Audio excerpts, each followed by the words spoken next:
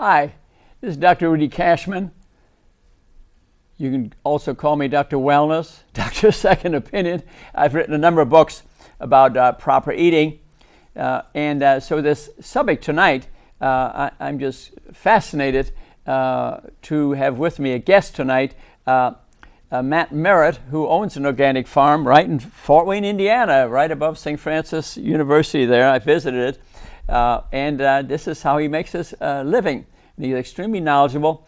I'm going to review the history of organic farming just for a minute or two, and then we'll go to very specifics. We're going to talk about mushroom of farming and about kale and spinach and everything that he has to offer and the science of it. This will be a fascinating show. The word organic farming really started around 1940 or so, although they were doing research on this type of farming back in the 1920s, or 30s. In essence, what we're speaking about is whether to use natural fertilizer or chemical fertilizer.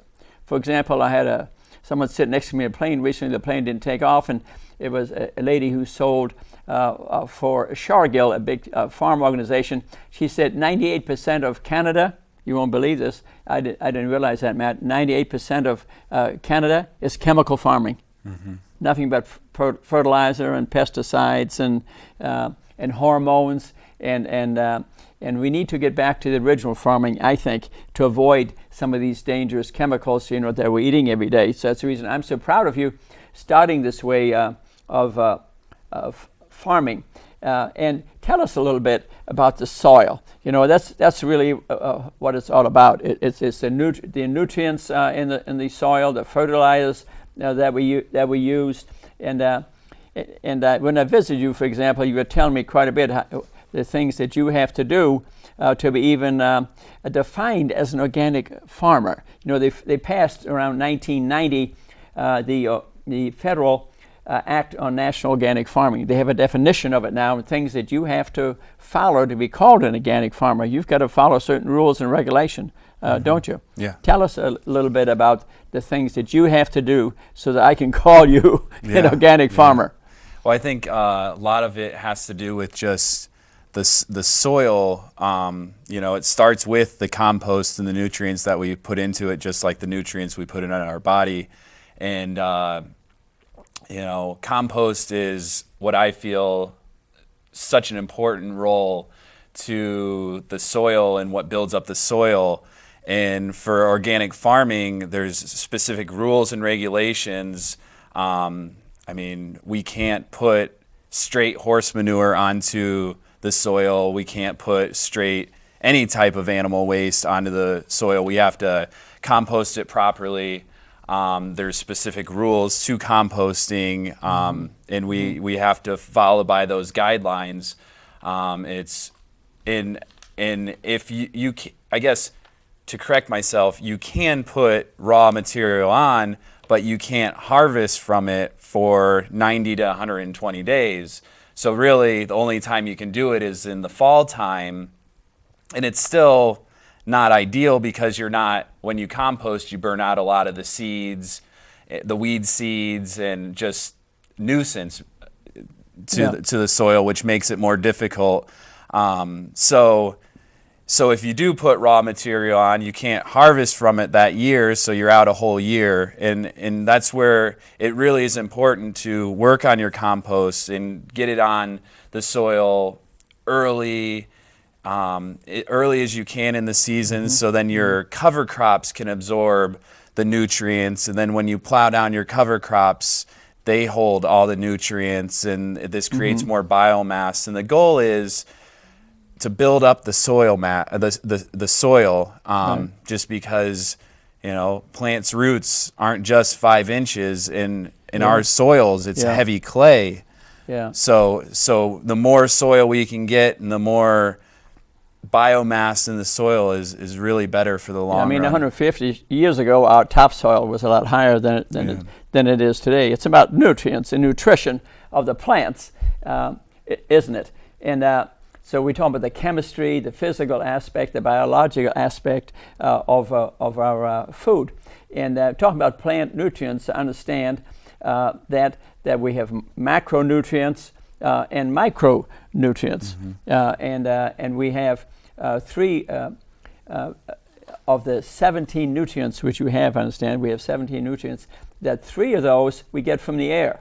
You know, carbon, oxygen, and hydrogen we get from the air, and then we have 14 left that are in the soil, and that we have to add to the soil, and the most important elements being nitrogen, phosphorus, and understand potassium, and these are the macronutrients, and calcium, and then we have minor elements that are rest from boron, and just that are needed in very small quantities.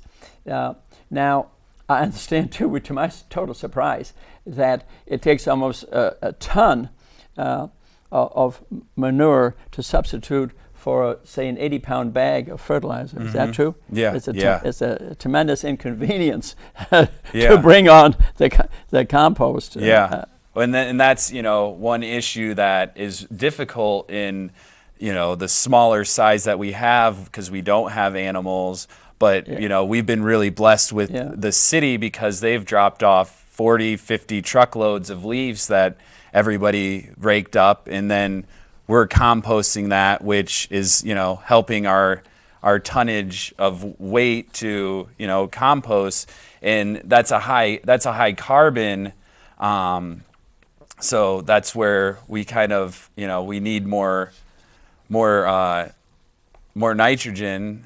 But it's, you know, that leaf mold, potentially, I mean, we can let it sit for a couple of years and still have a pretty good product, or just turn it in and we'll still, you know, we'll get a good product sooner. Yeah, and just to review again for a minute, I mean, the main nutrients that came from the air, carbon, hydrogen, oxygen. The macronutrients are nitrogen, phosphorus, potassium, calcium, magnesium, sulfur. And then we have micronutrients, iron, zinc, copper, manganese, molybdenum, boron, chlorine, and nickel. We need very small amounts of those. And when you buy fertilizer, for example, you're just paying attention to the main macronutrients, the potassium, the phosphorus, and the nitrogen. You don't pay that much attention to the micronutrients, do you? Or do you pay a lot of attention to that? I don't pay a ton, but it's definitely good to keep in contact, be aware of, because once you have because my soil, it's low in calcium, and it has a high pH, and I've a gentleman, Jim Moffitt, came over and has really helped get my soil, help me figure out my soil, and when you have an imbalance of, you know, the micronutrients, then it kind of throws off everything, and so it's harder to balance out your pH if something's off. I mean, it's very similar to our bodies. Once one little thing's off, then I mean, everything's out of line. You have to pay a lot of attention to what's in that soil, don't you? Yeah. I mean, when you put it down, and the weather, the amount of water, and how, and it isn't. There's different rates of absorption of the nitrogen depending on the acidity of it. So you're really a chemist, aren't you, Matt? I don't know if I'd go that far, but I've listened to you. I think it's important. But let's get a little more specific. Are you trying to turn this into a business where people can come and buy your product and on a daily basis? Is this what you're trying to do? Yeah, we're actually really trying to get a storefront right on our property together by the spring of 2013. And what our goal is for a self-service, come, you know, and get what you want, and you know, drop the money into the box. Or we're also setting an account up, and you'll receive percentages back for frequent buyers.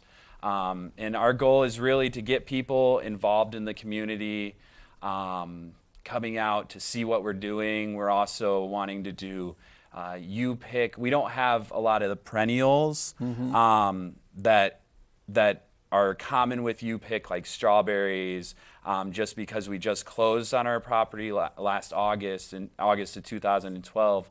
So that's a lot to get together, and our acidic's a little too high for me to invest a lot of energy into putting strawberries in.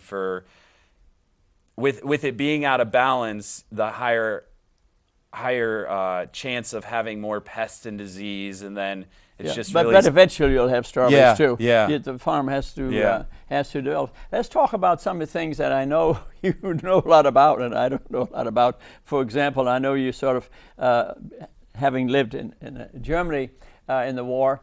We ate a lot of kale. That was our mainstay. And then when I look at Dr. Fuhrman's list of nutrient density, of the amount of nutrients that are in these vegetables, and that's why we want to eat them. You know, I teach the nutrient-dense diet. For example, there are 25,000 phytochemicals, nutrients in plants and in beans, and this is how we want to eat because that's where health is located.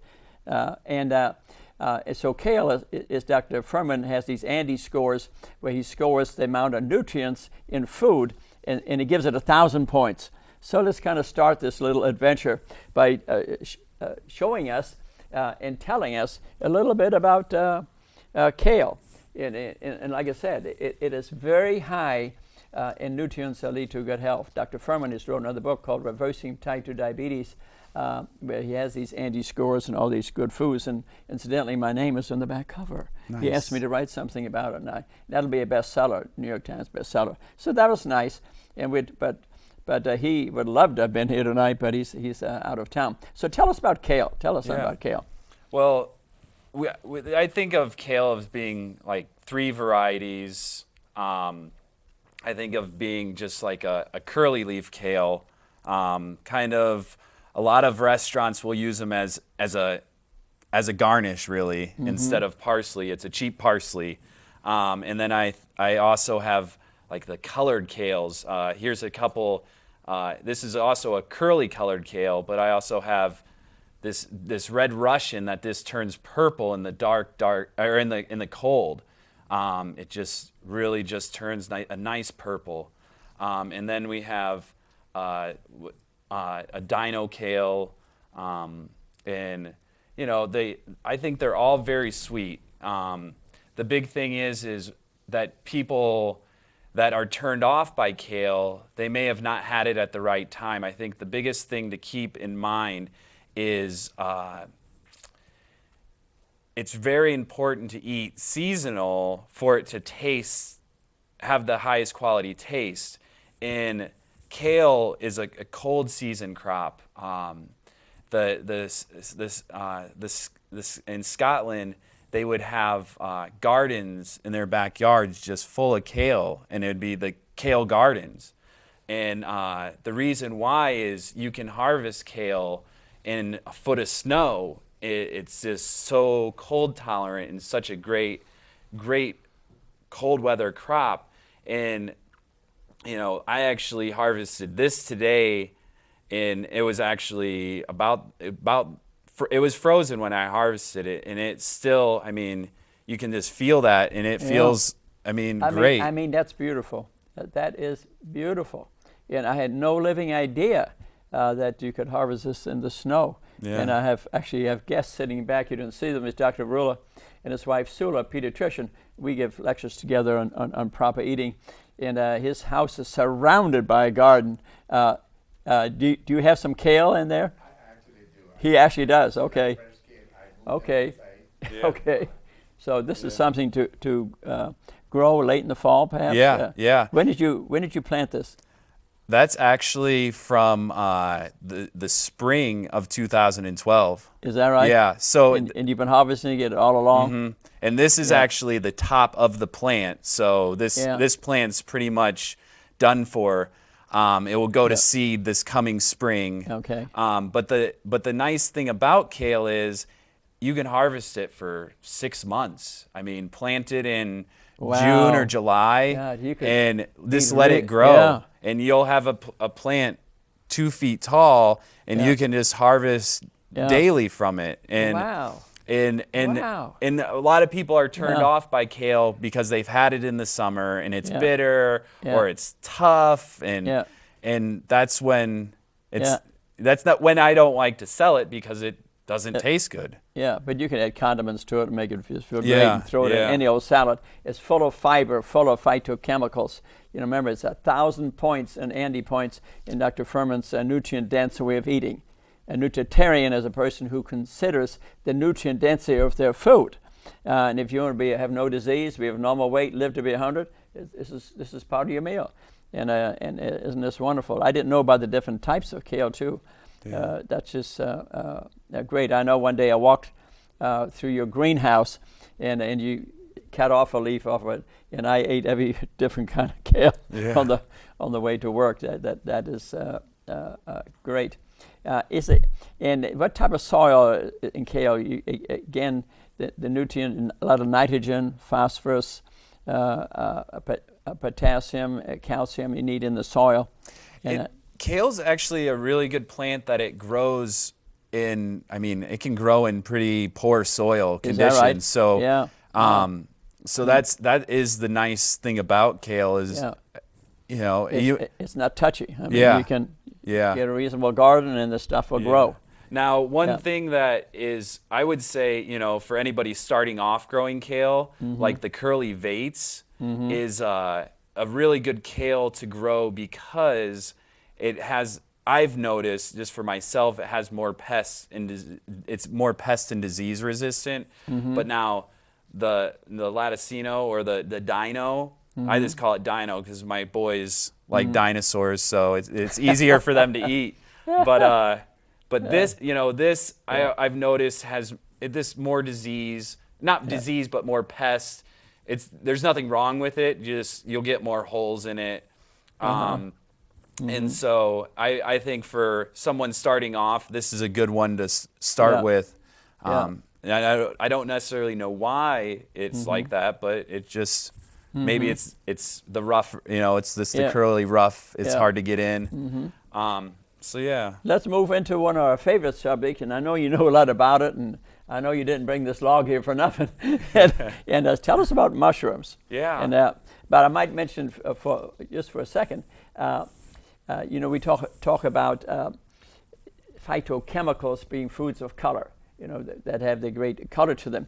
But mushrooms and onions don't have much color, but they're full of phytochemicals. 700 to 1,000 phytochemicals in mushrooms. If a woman eats a slice of onion and has one mushroom a day, she would cut her breast cancer rate 40%. Don't forget that. That's not well known in the medical community, not talked about a great deal. It's in the literature. It's all over Dr. Furman's work and over my work. We know that. We believe that. It's a very healthy thing. So let's hear about God's food here. Mushrooms. You can grow them yourself, right? Yeah. And show the people how you do it. Yeah. So this is one of the logs that we've just recently inoculated with. This one has shiitake. Its name is Super Shiitake. We've gotten the spores from Easy Grow Mushrooms. It's just a website. They'll send the spores. There's several ways to do it. You can inoculate them in logs, or they'll send you a box of mushrooms already inoculated. You pretty much take the bag out of the box and put them on your table, and they'll start. Mushrooms will start basically growing out of the bag. But what we did is we drilled holes into the log about 1.5 inches down in the dowel with their furniture dowels that we received, and they're inoculated with the spore. And you drill a diamond pattern every 4 inches. And the really neat thing about it is you just hit the dowels in, you cover it up with a wax. We use beeswax because we have honeys and we have honeybees and we have excess wax, and it just seems silly to buy more, but you can use paraffin or cheese wax. You cover up the dowels, and let them sit for 6 months. You can water them to help the spores basically start eating the wood. It really likes the sugars. The best log to use for most, for shiitake is an oak log, preferably harvested in the winter time, just because there's more condensed sugars in the tree, and the spores really grow off the sugars in the logs. And then about 6 months to a year, depending on your weather and moisture, they'll start popping out. The mushrooms will start popping out behind the beeswax. And one thing that you can really push to get a flush of mushrooms is I can soak this in a barrel of water for 24 hours, take it out, let it rest for 24 hours, and then soak it again for 24 hours, and then the mushrooms will be tricked to think, or the spores will be tricked to think it's springtime or fall time. It's, an ideal condition for them, and they'll start flushing. And They come out of those holes? yeah. I mean, you'll have That cover the whole log? Yeah, you'll have Is that holes. right? Yeah, it's really neat because Yeah. you'll have mushrooms just popping out of the logs, and there's really neat pictures online And that you can see pick it. them and eat them, and they keep on growing. Yeah, and, yeah. Well, then you want it to rest for a month or so. I mean, Yeah. you can let it rest Yeah. longer, Yeah. and then more. You can get about 3 to 5 flushes, just depending on the diameter of the log, and just all the variables of nature. We actually move these logs into our greenhouse.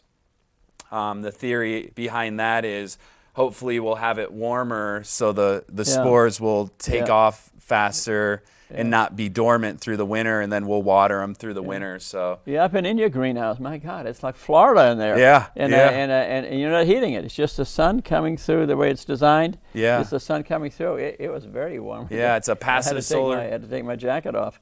Yeah. And I didn't really know you could grow the mushrooms yourself. Yeah. You just learn the technique. It doesn't really sound like. Tell us about different kinds of mushrooms a little Yeah. bit.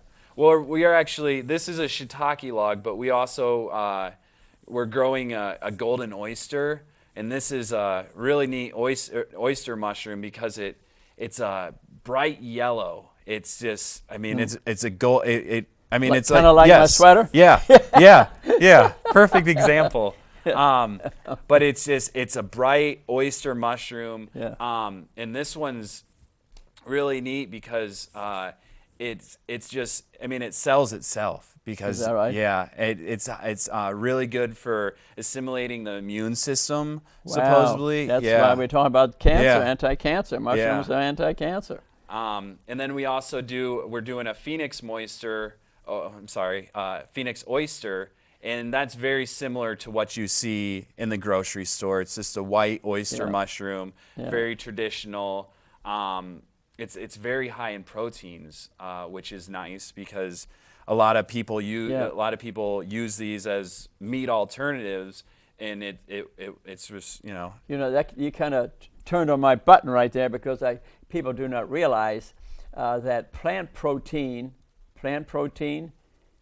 is not only as good but better than animal protein, because plant protein doesn't have in it cholesterol and cancer factors and cancer growth factors and GFIs, and plant protein is so much healthier.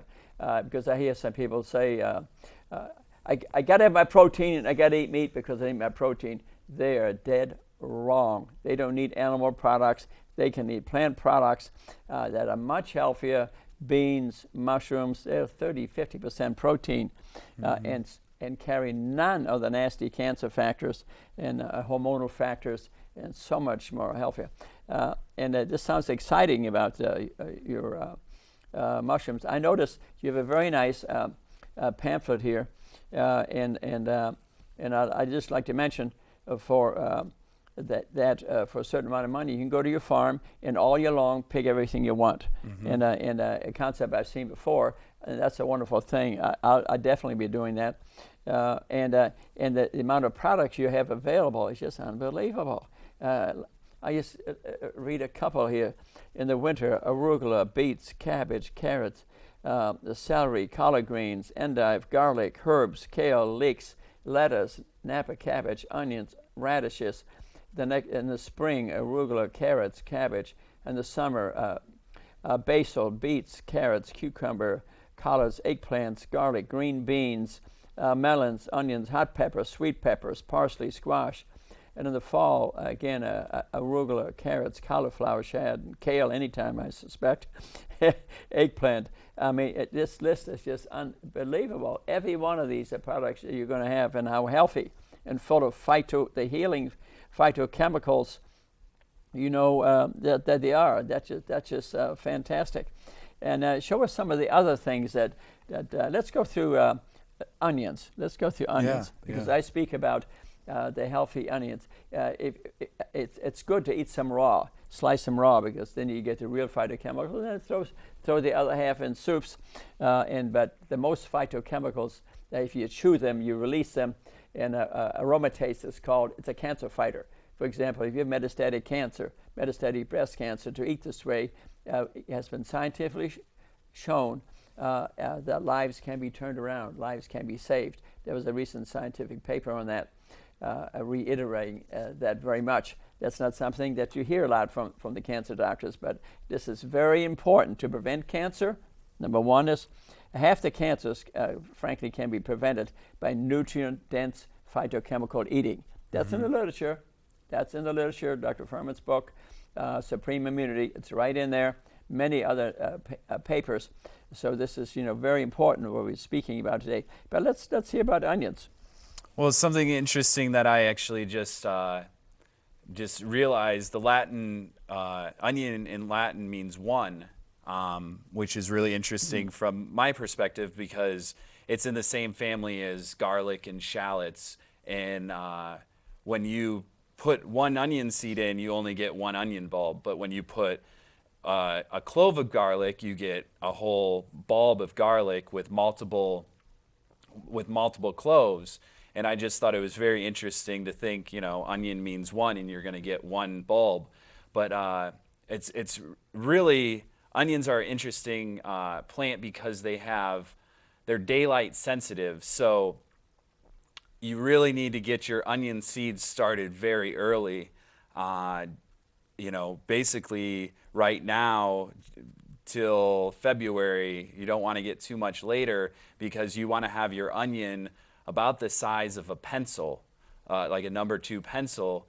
And the reason why is once you transplant that onion into the ground and it has the appropriate amount of light, it just starts bulbing, and no matter what size it is, it's gonna bulb into an onion. So if it's the size of like a string, the onion's gonna be just a little bulb. But if it's the size of a number 2 pencil, you're gonna have a decent sized onion. And that's why a lot of people order their bulb sets from the South, because they have a earlier growing season and they can get a decent sized onion from that. And then I just think of onions as basically we have a yellow onion, a red onion, and a white onion. And then there's a variety, it's called Egyptian walking onions. And those are really neat because they overwinter well. I think of them as a perennial crop. They basically have the onion, and then it shoots up a bulb, and then it has a bunch of little onion bulbs out of it, and it just falls over and just keeps walking. And the great thing about those is you can harvest the scallions, you can harvest the bulb, it's just a great all-around onion. So yeah. Did you bring with you also some other vegetables here today you'd like to show us in your basket over there? Yeah, some cabbages and things? I just brought head lettuce, but the thing that I really think is important is spinach in the winter. People don't realize how to eat spinach. If you've never had locally grown spinach in a northern climate and you've just had spinach from California, it's amazing. The spinach, I always teach people at market, I give them one piece of spinach and I say, Now, when you're eating this spinach, eat the stem first. And they kind of look at you like, I don't eat the stems normally. Yeah. And the reason why you want to eat the stem first is the sugar content in spinach is just, it's so condensed in the winter. And the reason why somebody this was talking to me about it, and they compared it to antifreeze. Sugar doesn't freeze. It's the water that freezes, and that's why spinach is such a good crop in the winter, because the sugar condenses. And I mean, we can harvest spinach till basically all winter, as long as it's above freezing. And in the hoop house, there's no problem getting it above freezing if it's sunny. I mean, today it was 65 in the hoop house, so I had a... What's a hoop house? It's a greenhouse, a hoop house, yeah. The word's interchangeable. We I didn't want yeah. to get confused with Yeah. an outhouse. Yeah.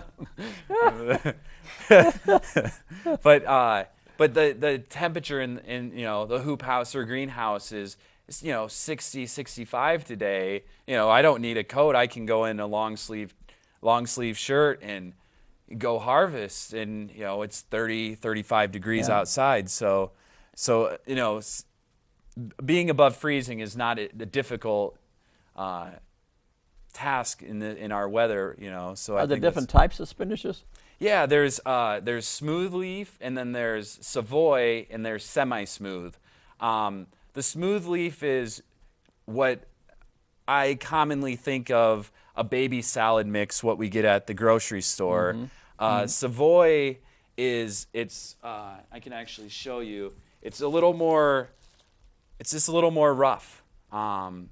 It just has more ridges and crevices. And a lot of people think of this variety for just a cooked spinach. They don't think about eating it raw until they tried it raw, and then the sweetness is just amazing. And then a semi-Savoy is basically in between a smooth leaf and in the crevice Savoy. So, but spinach in the winter is to die for. I mean, we don't have enough. I didn't realize the emphasis on that in the wintertime, because it tastes sweet, huh? Yeah, and I think one thing I think that is important to have a nice balance of having kale and spinach and collards, because a lot of people are concerned about the oxalic acid, maybe not assimilating the iron and the calcium. But if you're having a balance between the kale and the spinach and just everything, your body's assimilating it all. It's not just eating one thing, just like we can't feed our soil just NPK. We need to feed it the diverse amount of manure and the leaves and everything. So I think that's one thing to definitely keep in mind. Tell us about collards a little bit. We speak about them, but describing to people. Yeah. Some of us think it's a strange term. You know what I mean? Yeah. Tell us, what are you growing right now in your greenhouse? What's if I were to walk in there right now, what do you got growing in there? Right now we have spinach. That's about half of our greenhouse. Okay. It's one of those crops that, being a new farmer, it's a really good, strong crop. There's little failure. I mean, you as a home gardener could overwinter it and harvest in the spring. We also have 3 varieties of kale. We have rosemary, we have thyme, we have oregano, we have lemon balm and sage for herbs. And then we still have a little bit of head lettuce. We harvested about 90% of that, just because head lettuce doesn't overwinter that well in the deep cold. And then we also have salad greens. These are our micro baby greens. It's a mix of mustard greens, red Russian kale, choy. It's a brassica salad mix, we like to call it, and it's just the tender baby leaves that it fits on a fork. It's perfect. You don't have to open your mouth really big. I mean, it's a lot of times what you'll see at like a fine dining restaurant. And then we have some parsley, cilantro. Cilantro's been a great seller for us. Is that right? Yeah. I've just been really amazed on how many people. How does it taste? How does it taste? In the cold, it tastes great. A lot of people associate cilantro being kind of soapy, but the issue with if it's soapy, it's because it's been grown in the heat and it's just it's this not it's it not had its harvested. own distinct taste. Yeah, Huh? yeah. All these herbs you could tell. Yeah. If you with good taste buds, you could tell each one quite easily. Huh? Yeah, and but cilantro, I mean, in the winter it's sweet. It's a very mild. I think it's a very mild taste. Some people call it coriander, which in the summertime a lot of times it bolts, and then I like to let it flower because then you let it flower and then it creates coriander seed, which is a very expensive seed in the store, and it's great because then you'll have baby cilantro plants everywhere. But one thing that I want to really, I want to express about the mushrooms that I didn't talk about, it's really interesting because any type of mushroom, whether you grew it yourself or you bought it at the store, you can sun dry them with the gills up, and they absorb vitamin D like our skin absorbs vitamin D, and it absorbs amazing amounts of vitamin D. You can look at the research, go online, and it's just that is interesting. That is interesting. And it's more than a glass of milk. I mean, it's amazing. And it's absorbed well. Yeah. See, milk is not absorbed well. Yeah. And that's interesting. And so if you cut it up, it has more surface area to absorb more. Yeah. They've done research if you pulverize it, that's even more surface area. And the great thing is they're dried, they'll store for years. So then you can have your sun from the summer during the winter time, and you can add it to soups, and it's fantastic. Yeah. What a great treatment to prevent osteoporosis. Yeah. Instead of taking a pill, you get a delicious mushroom. Yeah. And you take on a regular basis, say with some sesame seeds, they're full of calcium too. Yeah. One of the highest sources of calcium is sesame seeds. People don't realize that mushrooms, sesame seeds, much better source of calcium than milk. There's no allergies and much healthier, especially for children, the elderly, to avoid osteoporosis. I think it's really great. I think a lot of people just don't realize that you don't have to get meat to get your protein. Yeah. It's much healthier to get it off of plant products. I notice on your thing here all year long, you've got over 100 different plants and vegetables. And what's your favorite root vegetables? Beets. Beets? Yeah. Yeah, I go along with that. Yeah. I go along with that. I have red beets almost every day. Yeah. Yeah. There's also a turnip called Hakurei turnip. Yeah. It's about the size of a big radish, but it's like almost like an apple. It's got the crispness like an apple. I'd like to try it. Have you tried it, Gary? And I know I would like to try that. Yeah. And the problem that has had in the past is the seed for them is sometimes not always around, but it's an amazing. Any other plants you have on there you'd like to show us today? Yeah, I have a variety of head lettuce that we like to grow. Wow, that's a beauty. Yeah, this is. You get a knife and fork on. Yeah, we get to work. Yeah. So I have a romaine. It's a winter density. And it's, this people love their salads still in the winter. And the great thing that I like is, once again, the sweetness. We don't have the heat, because I have people every week ask me, is this bitter? And I say, well, if it was if it was July and I was telling you it wasn't bitter, then I'd be lying to you. But the lettuce right now is so sweet. This is Sylvester. It's just another nice head lettuce. People like to use this for wraps instead of using tortilla shell or flour tortillas. Just make wraps with that. And then we have a red oak leaf. Now, one of my favorite things to do in the winter, because greens are so easy to come by in the winter, but the color is just key. Yeah, it's always, I see that a lot in salads in the restaurants I go to, and that's very healthy. If you go in a restaurant and you want to eat a certain way, like the nutrient-dense way, I think you just have to gently speak to the waiter. Most will accommodate you.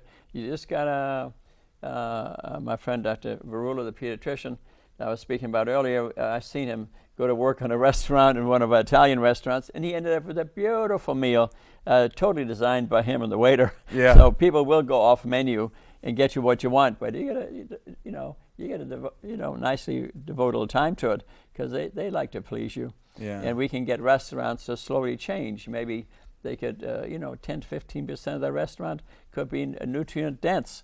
And some are doing this. I heard of one down the road here redesigning their menu recently, and they're trying it first as a carry out. If it works, they want to put it on the regular menu. And some do regularly. And in the end, man, I want you to sell your stuff to every restaurant in town. Yeah. And give that as an option to people. Yeah. And that's why this interests me great, because it's the way of eating, which I teach, the non-diet. The name of my book on eating is the non-diet. It really, what I'm saying is, in other words, eat all you want. You don't have to diet if you eat the right food. Yeah. If you're eating fat, salt, and sugar, no, you can't eat everything you want to. You're going to get diabetes and heart disease and strokes at a young age. But if you eat a nutrient-dense way, you can eat all you want. The phytochemicals, the 25,000 phytochemicals we've been looking at here tonight, they will turn your appetite off. When I eat the nutrient-dense way, 100%, appetite goes down. But yet, I can eat all I want, and I must say, I have to compliment the Lutheran Hospital. In the lunch provided the physicians, this is about 75-80% of what's available to eat. I mean, let's face it, I know the dietitian. And it's beautifully designed. Even today, I had a plate of food for lunch, and I called it God's food. It really was. It was nutrient-dense food, and I had a huge plate, and I didn't gain weight. As other people sit down and the few little bad things that we still have in back, that you can overeat meat products, and then you can see the size of the body reflects it, but we're trying to teach with it. I have a lot of patients who switch to this way of eating who've lost their diabetes. I have many patients who no longer have type 2 diabetes that have got over the scourge. I probably give lectures on proper eating among my neurosurgery patients, I would say 4 to 5 a day. And I hand them a food pyramid. I write down the things they need to read. I educate them. And I find as long as they realize my heart's in it, the most ordinary person, the majority are willing to change. See, I see medical providers say, oh, they don't want to change, and they write a script here. See, here's your diabetes medicine. Blah, blah, blah. Doesn't work in my office.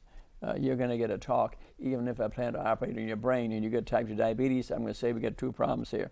We got the tumor, but the bigger problem you got is type 2 diabetes, and I will teach you how to get over it. And it is that important. And like I already mentioned, Dr. Furman came out with a book.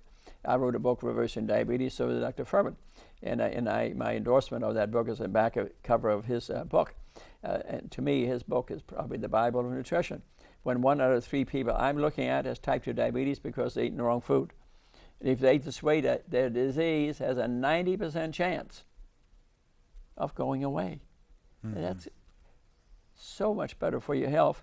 and the cost to the country and to yourself, and the illness and the blindness and the numb toes. I saw a patient today, a lady whose hands were numb and the feet were numb, and she had a pot belly, type 2 diabetes. So what do you think the problem is?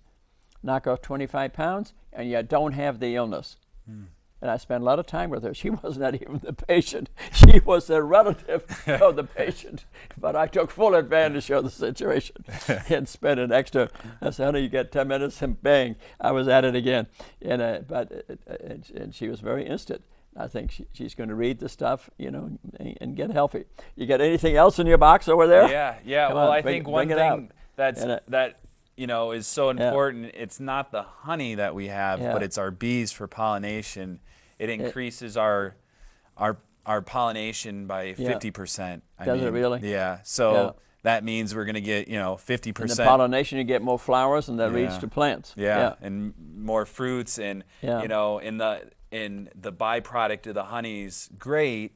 I keep bees a little different than a lot of beekeepers. I don't harvest my honey until the fall time, after the bees have went around and got into all the ragweeds and all the pollen that we don't like, because we sneeze from it. But my theory behind it is, if they get into the pollens that we sneeze to, and we eat that honey, then we'll really build an immunity than harvesting our honey, July, August, when there's really not the pollens out. So I try to keep it, this as simple as that. But then another thing that I do is I also only take 2/3 of the honey, and leave them 1/3 of the honey, so through the winter they can feed off their own honey they instead use of it for nutrition. Instead of a lot of beekeepers will feed their bees sugar water through the winter. I don't necessarily agree with that, because I don't agree with doing that with my children, and I kind of consider the bees my children.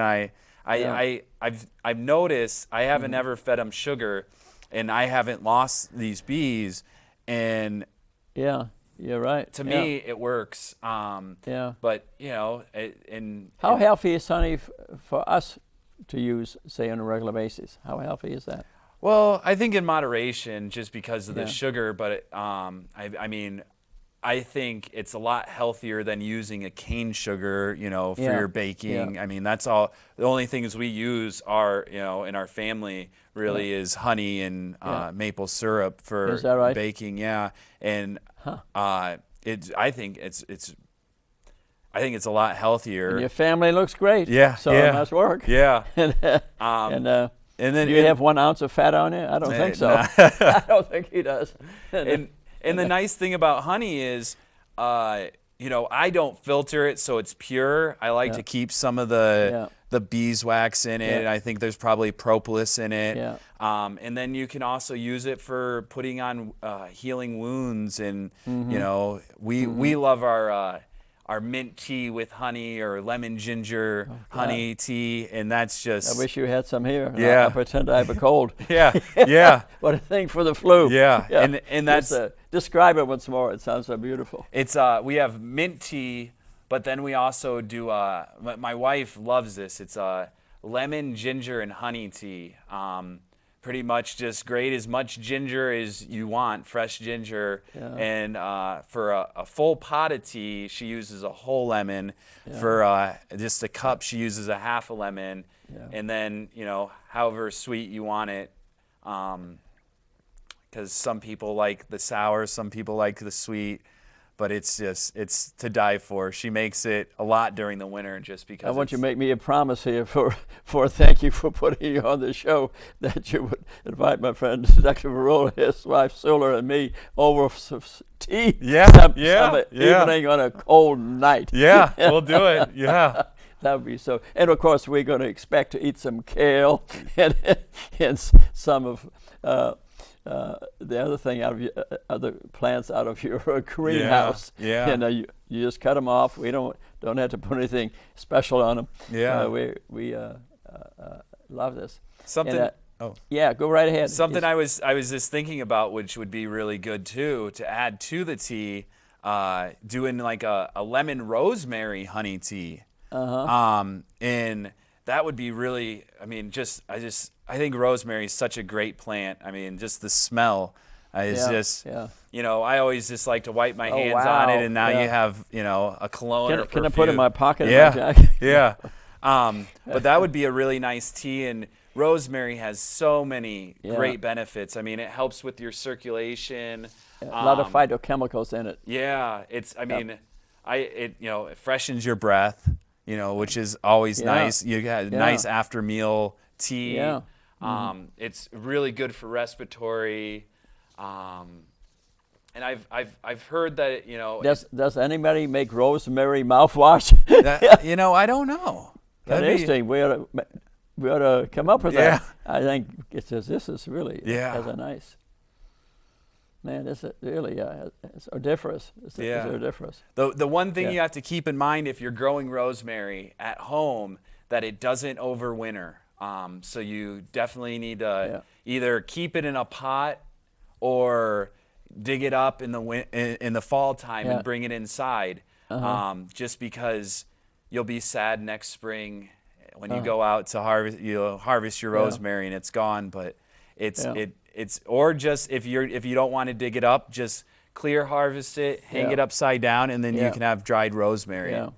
But that's just really, I mean, that would be, I'm gonna go home and try that. A lemon rosemary tea, because lemon and rosemary, I mean, go really well together. Food combination. That'd be very interesting. Anything else you got there? I also have garlic, which is one of my favorite plants. This is a soft neck garlic. There's two different varieties of garlic. There's a hard neck and there's a soft neck. This is soft neck.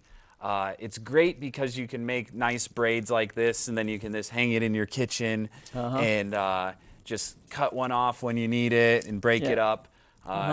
And I mean, it stores perfectly well that way. I mean, we harvested June,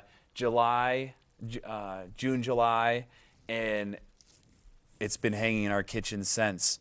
Isn't that great? Yeah, and I mean, it's awesome. You use it a lot?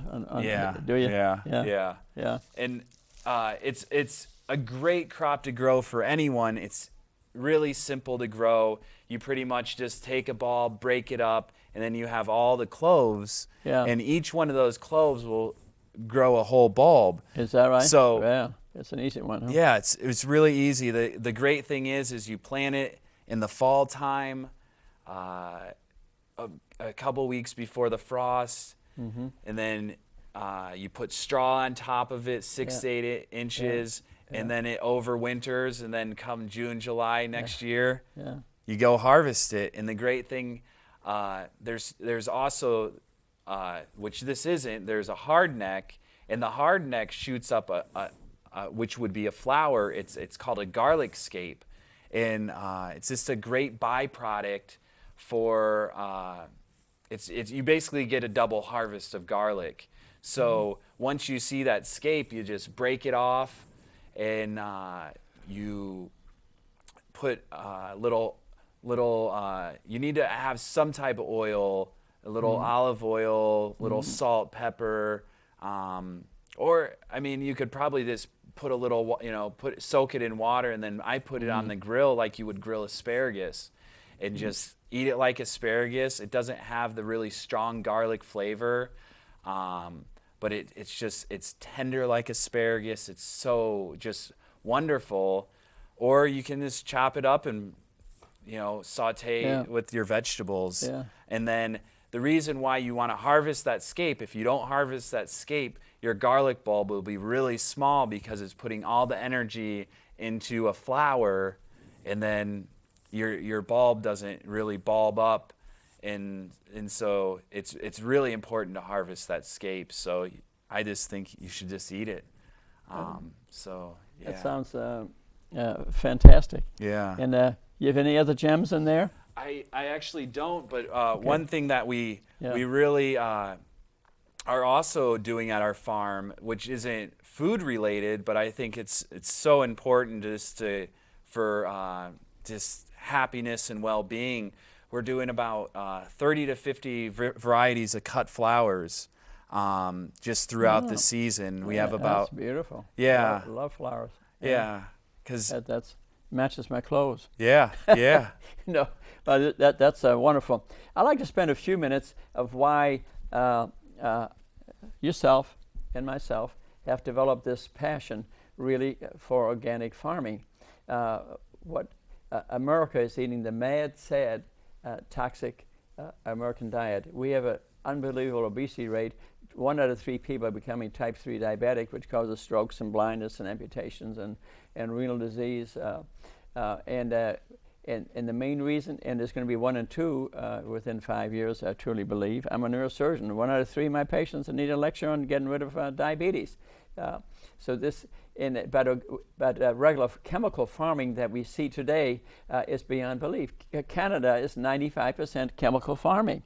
I couldn't believe it. This lady sitting next to me in the airplane telling me this, and she was the person who sold them the chemicals. Oh yeah, and I asked her how deep she thinks the chemicals go. She thought a foot or two. Let me tell you something. Only about a third get absorbed. The rest go out into the rivers,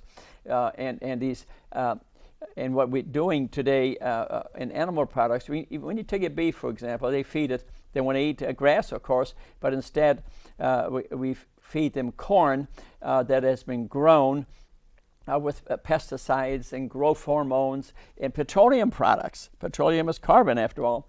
They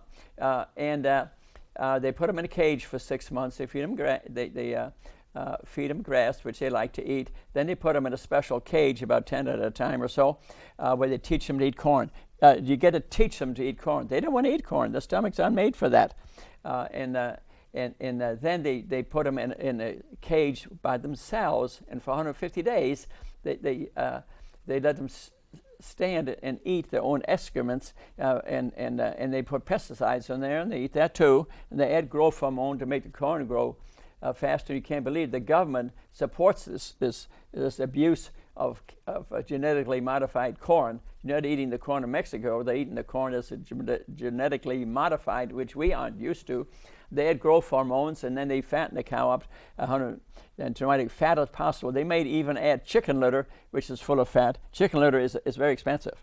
They give it to the cows. These are called CAFOs, Concentrated Animal Feeding Organizations. They're Garden City, Kansas, the whole town does nothing but that. And most beef is very sick at this point. 25% of abscesses in their liver. Then they kill it and they put it on your plate and you eat the darn thing. Versus eating this way. I mean, it's absurd. It is absurd. And the cruelty to these animals is beyond belief. Chickens, for example, to kill all males at birth, the females, they cut off the beak. They put them in a cage the size of what page of my book. Feed them corn for 6 weeks, and they kill them, and that's what you eat.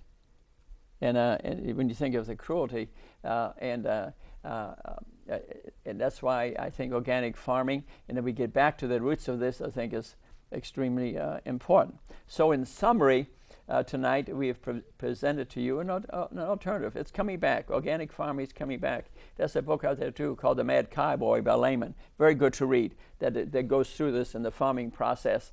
A very, very excellent book if you've never read that. And to read my book, The Non-Diet, and Furman's book, Reversing Type 2 Diabetes, to get rid of your disease. If you eat this way 80-90% of the time, you're going to live to be 100. You're going to avoid most human diseases, and also avoid dementia. Dementia is preventable. It's preventable 90% of the time. And I give a talk on that on Monday at Auditorium at Lutherans on Monday.